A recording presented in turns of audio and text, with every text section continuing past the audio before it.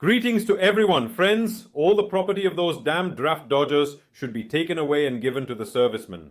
The Territorial Recruitment Center should continue its work despite the fact that they violate human rights and Ukrainian law, and the People's Deputies of Ukraine are preparing to go to the front. We will break all of this down today. Watch the video until the end, support it with likes, comments, and maybe even subscriptions. Thank you to each of you. And we'll start with the Chief Sergeant of the Armed Forces of Ukraine, former Member of Parliament Koshulinsky, Ruslan Koshulinsky of Svoboda Party. For those who remember, he has run for the office of President of Ukraine more than once, but never even came close. Yes, he never had that level of support. And now, quite a lot of Svoboda members, strangely enough, well, they're spreading some wild nonsense. I can't call it anything else. Let's listen to him now. Well, we're talking about justice. So the budget is like a mirror justice. Where are you taking from and where are you giving to? I have just one question. Are you by any chance taking money from draft dodgers who fled and left their country? Maybe you should start with that. For some reason, we as Ukraine are taking money from the aggressor country, which left it in the accounts of our partners abroad. We receive them. We have a huge number of people who, they betrayed every Ukrainian. I'm telling you. You know, this is on topic. Everyone who went abroad is bad. Everyone who went abroad, they should have everything taken away, take their passports. But Mr. Koshulinsky forgets that people are already being brought into Ukraine in large numbers or preparations are underway. Migrants from Bangladesh, Pakistan, India, African countries and others come because there aren't enough workers. What does Mr. Koshulinsky suggest?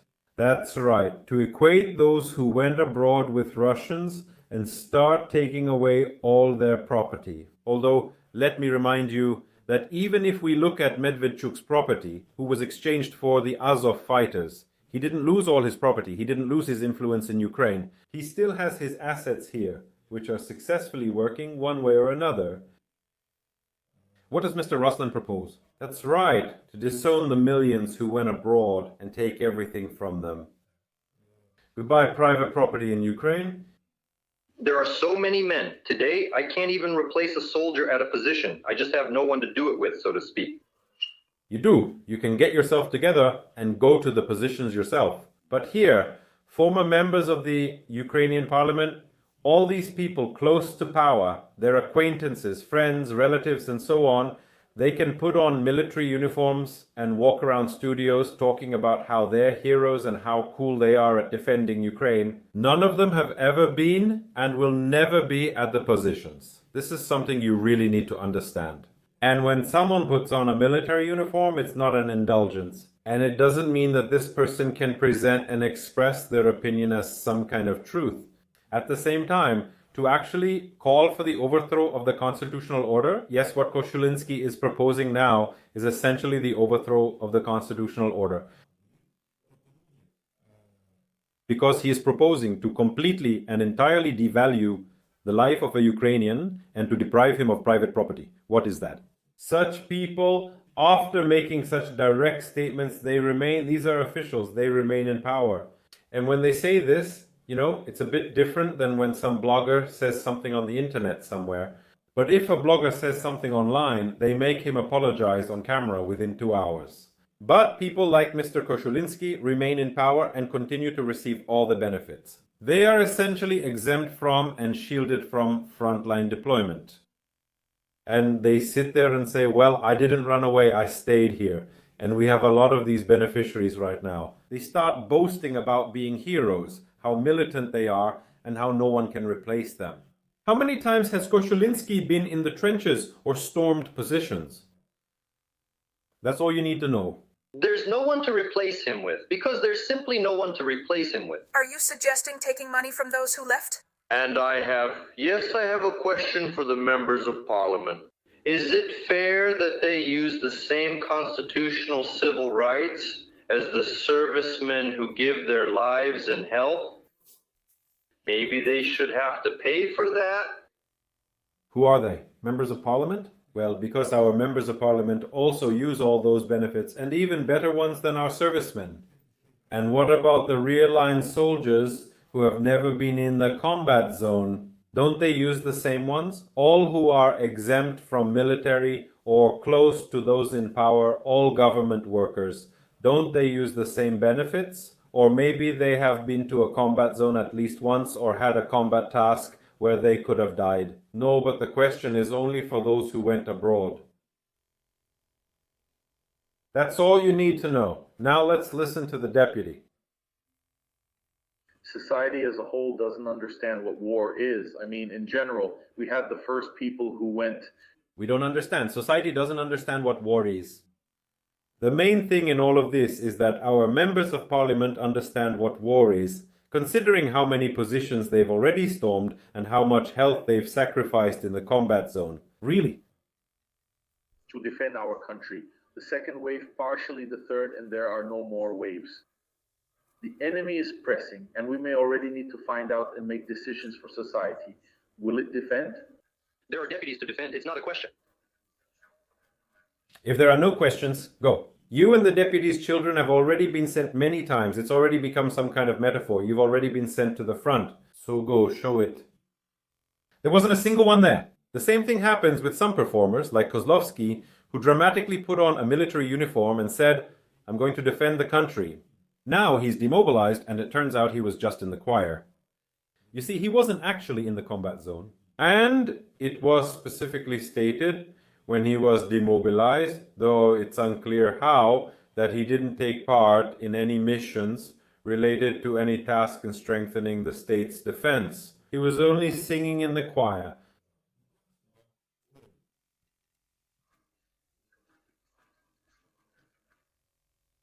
Fedienko could show by his own example how to properly storm the tree lines, but he won't talk about it. Why? It's easier for him to talk from the studio and tell others how to live. And it's time to put an end to this story where everyone who has an exemption or some kind of power can tell everyone else how to live and how to manage their own lives. Because the members of parliament themselves are not going to do this. They are only going to talk about it on television, on telethons, and so on. We also have a statement from Fidien.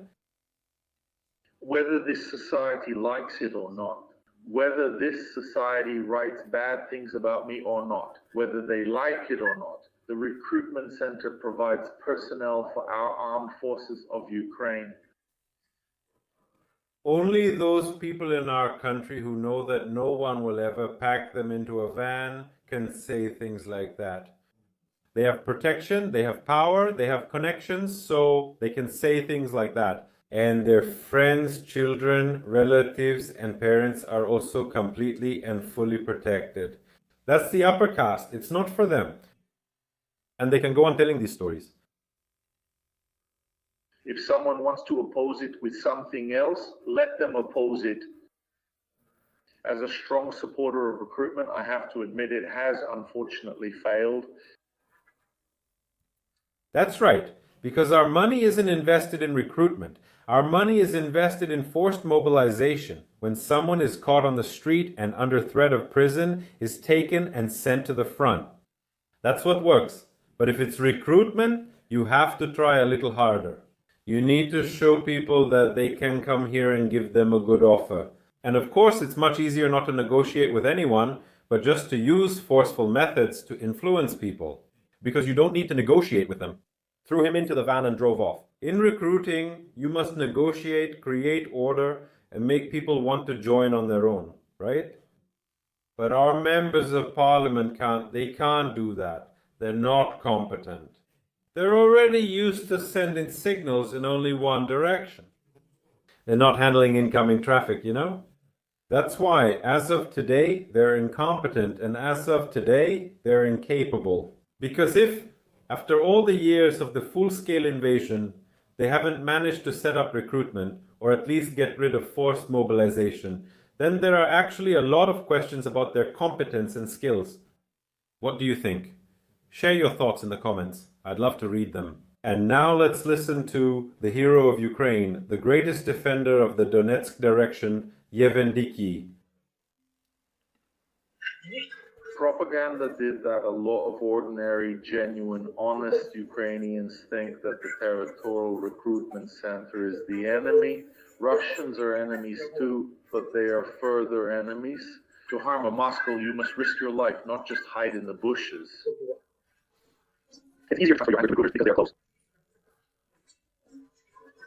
You can fully express your aggression without consequences. Russian propaganda managed to do this. Absolutely with impunity. But I want to remind you that all cases of attacks on the Territorial Recruitment Center ended with criminal cases against those who did it, even if these people were just trying to defend themselves from Territorial Recruitment Center officers who wanted to kidnap them and resisted them. Even then, if people sensed wrongdoing, they were soon found. So, on impunity, that's the main point. Second, why is there an attitude toward Territorial Recruitment Center officers? That's a rhetorical question. Because they start breaking the law and exceeding their official powers, violating human rights. And when this goes unpunished by the authorities, when people feel defenseless, in many cases, they start trying to defend themselves, even if it's illegal. This is a natural kind of thing, and that's how it works. And people like Diki, whose only threat is evening overeating, they'll never end up in the hands of the Territorial Recruitment Center. You see? Because if someone approaches him on the street, he'll show some kind of identification with an exemption and just walk away. And that's it, he's protected. Just like the members of parliament, just like this whole Koshalinsky's guard.